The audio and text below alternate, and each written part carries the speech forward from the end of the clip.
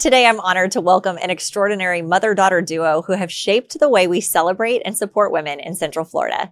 Christi Ashby and Kate Slentz, the powerhouse team behind Orange Appeal magazine and the Orlando Women's Conference. Through their vision, leadership, and editorial excellence, they've created platforms that elevate voices, spotlight incredible stories, and bring our community together in meaningful ways. Their work has not only highlighted countless inspiring women and organizations, but has also fostered connection, collaboration, and lasting impact. Together, Christi and Kate continue to champion the people and the causes making a difference, inspiring all of us to do the same. Please welcome to the show, Kate and Christi. Welcome to the She Believed She Could podcast. I'm your host, Allison Walsh. This show is dedicated to helping you show up, shine bright, and achieve abundant success. Each episode is packed with advice and actionable resources to elevate your mindset, confidence, business, and brand, all while focusing on your happiness, well-being, and success. I am so excited that you're here. I can't wait to get started, so let's get to work. For the women who do it all, and then do a little more. We're here for you. At Advent Health for Women, we created the region's only women's health navigation team to make healthcare simpler. Our registered nurses will match you with the right doctors, schedule your appointments, and more for you and your whole family. So you can keep making hard look easy. Well, Christi and Kate, I am so excited that you're on the show today. I have absolutely adored getting to know you over the years. I'm so thrilled that our audience has the chance to spend some time with you. So before we dive into all the questions that I'm excited to ask, I'd love for you both just to share a little bit about yourselves, and then we'll jump from there. Sound good? Christi, can we start with you? Sure. How far back do you want me to go? Give them a snapshot. My story goes way back, further than hers. I really started in, I think everybody knows me now for the magazine work. When I was a kid, that's all I wanted to do was I asked for a typewriter one year for Christmas because that's what I wanted to do. And I studied journalism in college at the University of Florida. Go Gators. Go Gators. Okay. And when I got out, there weren't any jobs to be found. So I ended up in some other jobs, different things, and then had an opportunity to go work for an airline. So I was an international flight attendant for probably about 5 years. Wow. So it was fun. It was exciting, but wasn't really a career path. Mm-hmm. So I then found my way into a publishing company, but it was very small and I would say kind of rustic, and made a mark there. I stayed there 9 years. And at the time I left, I think I was running 5 national magazines. Wow. And had done very well, but I realized it was time to go.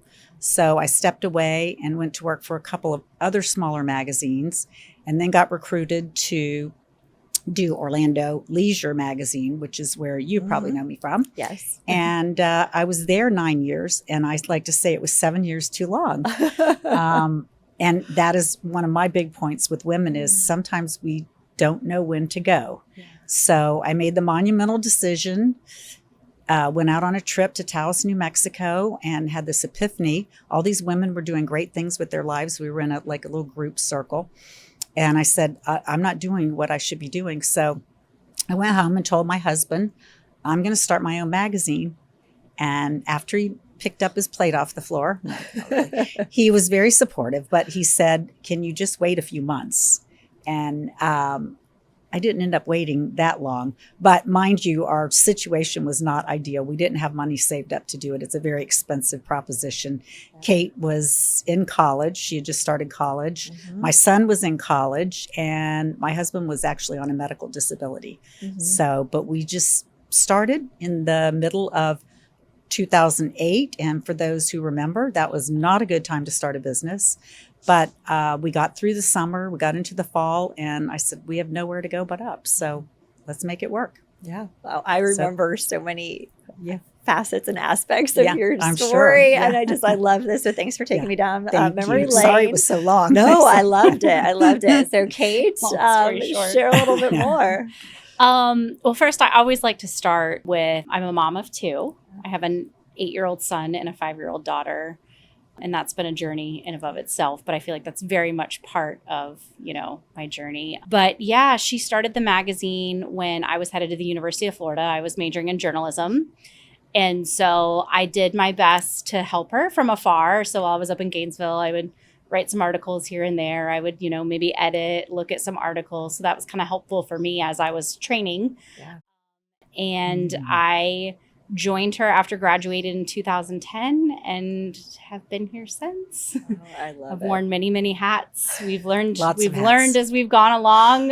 Lots of things that probably wasn't qualified to do that I ended up teaching myself to do anyway. Yeah. So But you did, and you figured it out. And Yeah. you have an amazing magazine that people look forward to it coming out. And you have spotlighted so many incredible people through the magazine. And as we were chatting before we even hit record today, what Orange Appeal has meant to the Central Florida community, I think is even bigger than what you realize. It is, you have given women a platform to be seen, heard, supported, use their voice, celebrate their uniqueness and their passions. And it has been just such a pleasure to watch that magazine continue to grow and evolve, and your impact. And you have celebrated so many incredible people. And the reason I wanted both of you on this series for Make a Difference is that you've helped so many make a difference, in addition to the difference that you each individually make in this community. So I'm thrilled that you're here and ready to jump into it now. But in addition to the magazine, you have the conference, the Orlando Women's Conference, which is absolutely incredible, happening September 9th. September Right? 9th. Yes, at Dr. Phillips Center. So if you haven't bought your tickets, buy your tickets. It is the best conference in town. But would love to hear, really, as you were deciding where you wanted to focus your energy and effort with Orange Appeal, how did you know which lane you wanted to be in? When did you really find your stride with the actual publication? Was it something that right from the gate you knew this is how you wanted the look and feel to be? Or was it something that over time kind of you found? It pretty much was from the beginning. I had a lot of years of experience in the magazine industry. And the biggest mistake that people make with magazines is they start pivoting toward whatever is of the moment. And you really have to decide where, to your point, where your lane is, stay in it. And we had a pretty clear idea of who our audience would be. Obviously, it was women, although we have a lot of male readers and we're fine with that too. But we wanted the content to be relatable to them. So we've always tried to give them a little bit of everything that we can, but always being hyper local. Yeah. So whether it's fashion or whether it's food or whether it's the latest spa or health and wellness, which we dip into that as well without being preachy about it, But I think we've just always stayed true to who we actually were. Yeah. And that's helped. But Kate probably has comments about that. Yeah, I mean, we've obviously tried to evolve with the times as needed. But I think we established the brand early on and we've just grown it from there. And, we innovate. That's a big thing. And especially coming out of COVID, right? A lot of things changed. And then now this, a digital media world, right. Obviously, it's important to have a presence there, but we are also still staying true to what our core values were, which is we focus on celebrating women, and we have the print product, and we're very proud of it. It's very high quality. People look forward to getting it, look forward to reading it every month. And then, we share bits of that in the digital realm, but that's our bread and butter, Well, and you do it so well. And it is beautiful. And I'm curious, any lessons learned the hard way, with I could say how much time do we have? 8 hours. Absolutely. I think, and this kind of speaks to, I speak a lot to would-be entrepreneurs. And I have to say, I was responsible in my other jobs for huge budgets, for staffs, for taking care of everything, P&L responsibility. But there was one thing I didn't have to do, worry about cash flow. And when you start your own business, you forget, I've got to have money coming in from the get-go. Right. So for me, Kate wasn't as involved with that in the beginning, but that was a super big lesson. And we had some tough times. I will share one story. I think we were about 2 years in, and I literally had no money to pay the postage. It was probably $8,000, $9,000, something like that. So the magazine's sitting at the printer ready to be mailed, and I don't have the money. So I sucked it up, and I went to talk to a woman in town, very well-respected entrepreneur, and I went to her almost begging, and I was actually looking for a loan, but I played out the whole scenario for her, and she said, well, I tell you what, give me a day to think about it and talk to me tomorrow. So I talked to her the next day, and she basically agreed to give me $10,000. And she said, had me fill out some paperwork, and she said, I'm going to tell you what's going to happen. In 1 year, either I'm going to want this money back with interest, or I'm just going to forget about it. And she did. She's been a great supporter. She just let it go. Wow. So I've had people, I will say this, that have helped me out of situations, but that was a big learning curve, the cash flow. Oh yeah. No, I mean, I can resonate with that and relate to that completely. This was, well, I've had my own businesses for years, right? Like I always had another job, right? And in July of last year, I walked away from that, and I, started my own full-time pursuit of entrepreneurship. And I remember going, wait a second, like I got to pay the bills. Right? And entrepreneurship can be a bit cyclical, right? And seasonal. You can have like an onslaught of new clients, and then you don't for a while, just depending on, the seasonality of your business. And so, I had heard similar stories from mentors of mine over the years that just said, like, pace yourself, like you, especially those first few years of business. And I just, I take every month as a blessing, and I focus on like, what can I do to get ahead in the future? But yeah, it's scary. It is scary when you're the one that's solely responsible for making sure those bills get paid. But it's also really cool to be your own boss. And like, how cool is it that you get to work with your mom, and you've also gotten to see her trust herself, bet on herself, and go for it. And you also trusted her, bet on her. I mean, she definitely leads by example, and we've both kind of evolved. I think it's been, we kind of feed off of each other in that sense. And so one of the other lessons learned the hard way, I think, when we were growing as a company, instead of defining our own success, we were looking at others, and we said, we need to have a staff, we need to have an office. And so we went out and we hired employees, and we got rented an office space, and we were absolutely miserable because we felt like, for the most part, we had worked from home, or we kind of did some meeting up and things like that, but we were showing up to the office at a set time every morning and staying there for those employees, and then having to hold their hands through some of the things.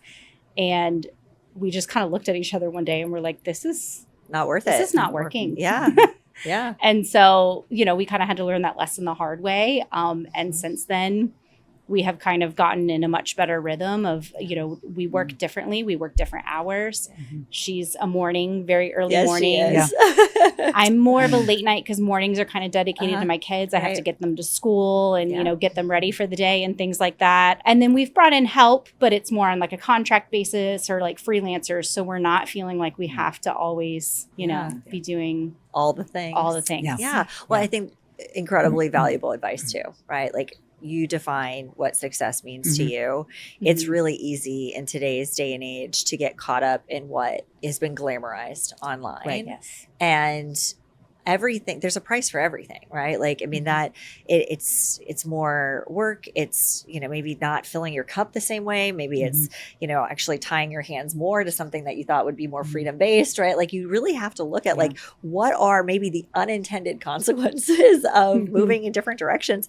But I get it. Like, I relate so clearly with what you just said, because as soon as I was out on my own, I looked around, I was like, wait a second. I just went from having a team of like 170 to 200 people like that were executing and doing. And, I'd say, can you? And they'd be like, it's already done, and then all of a sudden I'm by myself. And I was like, I must hire a staff. Like, I can't do it all myself. And I did staff up, and I added several positions, and then I did need to back up the bus a bit. And I was like, I think I bit off more than I can chew. I don't need this extra responsibility, or just, I can do what I need to do on my own to a certain degree. And then I filled in the rest of the spots with a couple key people that have definitely helped us grow this year. And I'm super grateful for them, but I didn't need everything that I thought I needed. And I think I was chasing something too. So thank you for being honest and open about that. Because, you know, I think for anybody listening that's kind of on the fence or thinking like, what do I do next? Like we have to learn from one another. We can't learn from one another if we don't share stories. So like, and advice and words of wisdom.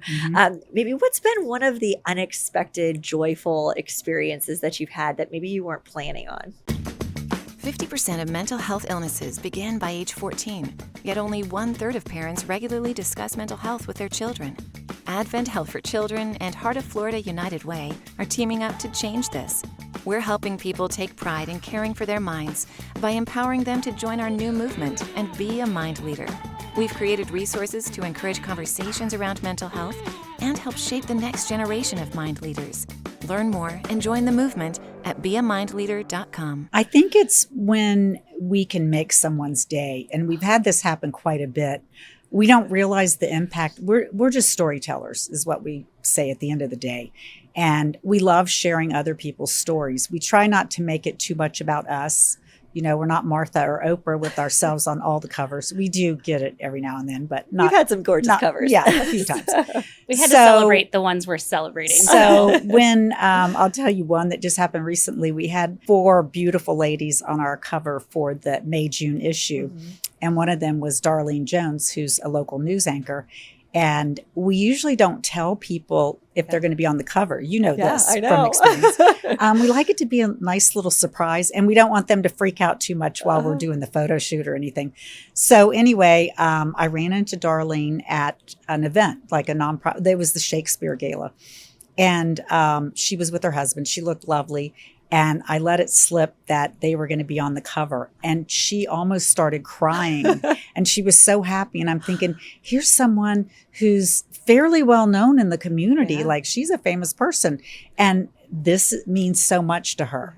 So I think that is always rewarding for us when someone tells us how the magazine helped them. And Kate's got several stories as well on that. But we need to start sharing these more, but we get a lot of like lovely emails. And I think the other thing for us is when she founded the magazine, the other focus was not only women, but it was supporting our nonprofits in the community. And so we have been doing that for a number of years. And so whenever, you know, we can hear from a nonprofit that we've helped to connect them with a donor or a volunteer or somebody who, you know, kind of heard their story through the magazine, that is so rewarding. And that makes it all worth it. Oh my gosh. I mean, I can remember when Hope was still, before we, you know, folded into the Alliance for Eating Disorders, you would be at every golf tournament for us. Yes. You were always supporting us. You would share that it was happening. People would come because they heard about it through you. Like, it's just, your ripple effect is so significant. And I love the support that you provide for nonprofits. And you also share with the community where else they can get plugged in and involved. Like, I can't tell you how many times I've forwarded information that you all have curated to people that are looking to get involved in this community, support causes that matter to them. Like, you know, especially if they're new to this area, oh my gosh, like they can instantly find places and spaces with like-minded individuals that care about what they care about. So thank you for doing that. And I'm curious too, like, both of you are very philanthropic, involved in organizations that matter a lot to you. So would you mind just sharing a little bit more about causes you love to support? We love to support mainly locally based. I'm not going to say we don't support the national organizations, because we do. But, you know, being able to see the direct impact of your giving or your whatever you're doing. And in a lot of cases, getting back to what Kate said, we're just the connector. So if we can help a nonprofit, like she said, find a new sponsor or find a venue, you know, I think all the time, I don't know how many times a year, I will have a nonprofit come to me asking about their event and do I have any ideas, because we go to so many events. And I'm always happy to share. And then I give away all my best ideas, which is fine. Cue all the emails that are going to come through after people see now this. people are going to send us emails. But it's all good. It's like, we live in this community. We want this community to be great. And, you know, it's run the gamut from arts organizations, social services, education. I don't think there's any type of organization we haven't worked with. Yeah. But we go through phases, I think, for us personally. Like I've been on boards in the past. I'm down to only one board right now. And Kate's certainly taken a big role on boards. But I do try to serve on some committees. A lot of times I will say, I can't come to your meetings, but tell me what you need. Give me a list. And if I can connect them with a vendor who's willing to donate, so there are all kinds of little things. It's not always about donating money and time. No, it's huge. And your presence is always there and felt, right? And I think that definitely has made such a huge difference for so many organizations. But share a little bit more about your involvement. I know you've definitely taken the lead within some organizations and made a huge difference. I'm not currently on any boards. I had to, when I had my kids, I had rolled off the one board I was on, which was the Foundation for Foster Children, which is still huge. I would say, our involvement with nonprofits align a lot with the mission of the magazine, anything involving women and children. But we've also gotten involved, Mom, as well, in senior services because we feel like they're kind of a forgotten population. So one role I kind of stepped into recently was Easter Seals, Florida. So they're national, but they do have a local chapter here. They do a fabulous event at the mall at Millennia every year. Their fundraiser, it's called A Pair to Remember. And we've been supporting for over a decade. But I joined the committee of that event about 5 years ago. And 2 years ago, I stepped up and chaired the event, which is an all volunteer position. So I chaired their annual fundraiser for 2 years. I had to step down again because of all the things going on in my kids' lives and things like that. But I'm still serving on that committee. And so that event will happen in the spring. Yeah, it's fabulous. So well done. You all raised a ton of money for a great cause. And again, what I love about Orlando, when people ask me about this community, I always say it's like a big, small town. Yeah. And it's small Lando. Yeah, exactly. I love that. And it's very philanthropic. Like the amount of support that comes out of Orlando for so many causes, organizations, missions that matter. I am so proud to be a Central Floridian for so many reasons, but that being one of them at the top of the list is that this community does show up and they do care. And for so many, they are finding those avenues because of you. So thank you for all that you do. And curious as you kind of turn your gaze towards 2026, because we're not that far away from it. Like, what are you looking forward to? What else can we be looking forward to with the magazine, with the conference, all the things? Well, we'd like to continue on our path that we've set. I think for us, we were actually looking at, we do the magazine and we consider it kind of a community connector for women in Central Florida. But we realized early on that we'd like to do live events to actually bring women together. So that's why the conference has been going on for 15 years now. But I think in 2019, we were looking at, actually, it was Kate's idea. She said, Mom, we need to move into more events. And I'm like, okay, this is great. So we put together a whole plan. And then 2020 happened. Right. Kind of put the brakes on everything. And as we like to say, I mean, we say this to each other, we've kind of been in recovery mode ever since. So we decided, a couple months ago, we got to get out of recovery mode. It's time to move on. So I think we'll probably be looking at more different events that we can bring women together. I love that. I love what you do with Beauty Body Spirit. Like there's just so many wonderful opportunities to bring great women together. And what I love about your events too is like everybody's just very grateful to be there and like loves the day and the experience. So, and I always look at this and say like in a world that can still feel very disconnected and even a world that's moving in a direction where, I mean, let's face it, jobs are being replaced. There's, robots doing a lot these days. And I love that innovation piece. The human connection and community is the piece that cannot be replaced. And, that experience that you curate for everybody is one that we all look forward to. Every experience. I don't know how it happens, but I feel like this community that we built, like when we host an event, like when the attendees come, they understand the assignment. Yes. It's amazing. We always hear great feedback from like sponsors and vendors who participate because the women are really there to engage with each other, to engage with our vendors, to engage with our sponsors. They get out what they put into it. And so I think that they find value, great value in that. Yeah. And so I think, we continue to build on that, but also stay in our lane. Yeah. We're going to continue doing what we do and not trying to do anything above and beyond that, is our brand, but we may have a few other things in the pipeline, but we can't quite announce them yet. All right. So Well, stay quite. tuned. Yeah. Stay tuned. Yeah. But no, I'm excited for it. And, I'm hoping that people that are listening today that didn't know, right, about what it is that you do. I was sharing even before we hit record, I've got a girl in Georgia that just is like holding you two on a pedestal. So excited to meet you. She's going to drive down from Georgia to be at this Orlando Women's Conference. Like, people want what it is that you're doing, and they're craving that connection. They're craving those opportunities to connect with amazing women. And to your point, the women understand the assignment, right? There are so many beautiful relationships, people that I have met at the Orlando Women's Conference or your other events where it's just like, I never would have known these individuals had it not been for you creating those experiences for us to come together.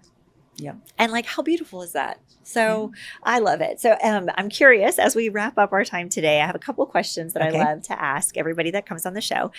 What does confidence mean to you? Confidence means actually just believing in yourself. And I grew up without confidence. The way I was raised, I'm not going to say I was raised in a bad family or anything. It's just I was the oldest daughter, which is a whole lot of things going on about that now. But I was the one responsible or whatever. But my parents did not single us out. I have two sisters for any kind of accolades or attention. So, and I was a little bit shy, believe it or not. So I was always under the radar. And then, believe it or not, it was when I became a flight attendant that I got out of that, because you have to walk around like you know what you're doing. Well, you have to know what you're doing. You have to walk like you know where you're going. And basically, you have to speak to people and you're in charge. Yeah. So it just kind of built in this sense of confidence. And, it's in your posture, it's in your manner. It's everything. And I'm not going to say I don't forget that from time to time. I mean, I will lose it sometimes. And to Kate's point, what she said earlier, it's the readers who help me put that back together. Because when you we kind of work in a silo a little bit, just the two of us. And it gets a little lonely. And sometimes you think, oh, I'm just not doing anything right. I'm not good enough. I'm not whatever. I tell her all the time, I don't think I was a great mother. And then she protests, which is great. But anyway, so I think you just have to keep telling yourself that I am good enough. I am successful. Yeah, I am enough. I can do this. I always tell her she would be a horrible stay-at-home mom, but luckily she wasn't. And this is why I have the work ethic that I do. So what about you? I'm curious. I think for me, I sat here and thought about it. I was like, oh gosh, that's a big question. But I think confidence is also not caring too much what other people think of you. Yeah. And I know that that's hard. My advice is to start small. Find your people. Find your circle, even if it's really small, where you can be your authentic self. And then your confidence will grow to present that to the world. Yeah, such good advice too, because it's so easy to get caught up in vanity metrics or things that you think should matter. And that can be very shallow and very hollow.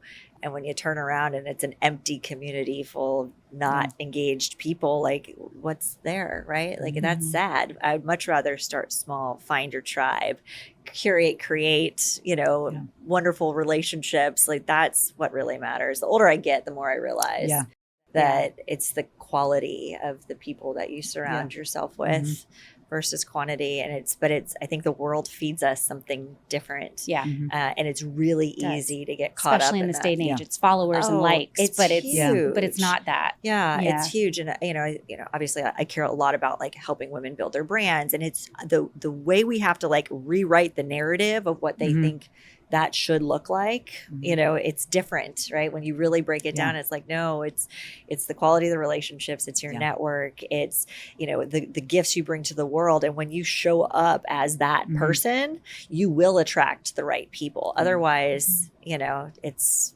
not going to be what you want it to be. Right. So anyways, well, I loved this. Last question for both of you.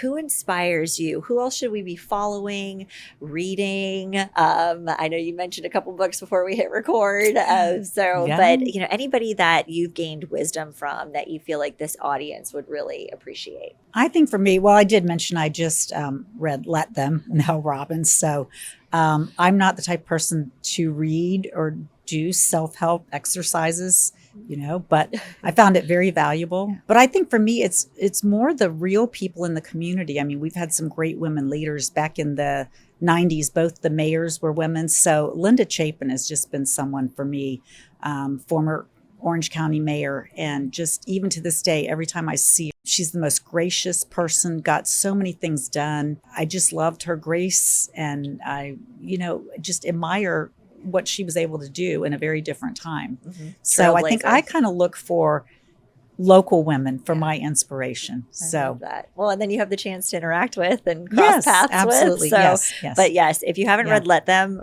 put that on the reading list. It is liberating in so many ways. So curious. Yeah, I think it's kind of the same for me. I mean, obviously I could sit here and say, Brene Brown or somebody like that. And they all are inspiring. But again, we're in this community, we're telling these women's stories. And so I enjoy, gleaning bits and pieces from everyone that we get to meet and everybody's stories that we get to share. I would say there's a lot of nonprofit leaders in the community that they went out and they started from, small beginnings, and, started these things just because they had a child, their own child was struggling with something, and they went out and started a nonprofit. And, I think that's really inspiring. But yeah, I think it's just, there's so many people. Yeah. I don't want to say too many names and single people out because I don't want to discredit all of the women. Yeah. Well, and you have had the chance to celebrate hundreds and hundreds and hundreds, if not thousands of women. I would say Allison Walsh is pretty inspiring, and I do follow all of her stuff. Yes, so thank you. But you've really had the chance, and what a privilege, right? And blessing that you've really been able to sit down, share space with people, learn about them, and go deeper too, beyond I think what again, people can see them on Instagram or whatever, Facebook, see them on social and not really get to know them, but you've had the chance to get to know them and share their stories. Right. And how special is that? So, well, I can't thank you both enough. If people are curious as to where to find you, follow you, we're going to include everything in the show notes, but for those that like to listen and move right away, where should they go? orangeappeal.com and orlandowomensconference.com. Awesome. And then we're on Instagram at appeal_media. Wonderful. Well, we will link everything. And again, if you haven't bought your tickets yet for the Orlando Women's Conference, please do. I will see you there. It's going to be fabulous. And again, thank you for all that you do. Thank you for having us. I could not be more thrilled to have had this time with you today. And that's a wrap on today's episode. I hope you found inspiration and insight and maybe even that little push that you needed to keep moving towards your goals. Remember, you are capable, you are worthy, and you are meant for more. Whatever dreams are on your heart, keep showing up, keep believing, and keep taking action because the world needs what only you can bring. If you loved this episode, it would mean the world to me if you take a moment to subscribe, leave a review, or share it with a friend who needs to hear this message today. And if you want to keep the conversation going, please connect with me over on Instagram at Allison Walsh. I'd love to hear your biggest takeaway. We've also got some awesome freebies that we've linked in the show notes, so make sure that you take advantage of them. Until next time, keep believing in yourself, keep shining bright, and never forget, I believe in you 1,000%, and my goal is that you do too. Take care, beautiful. We'll see you next time.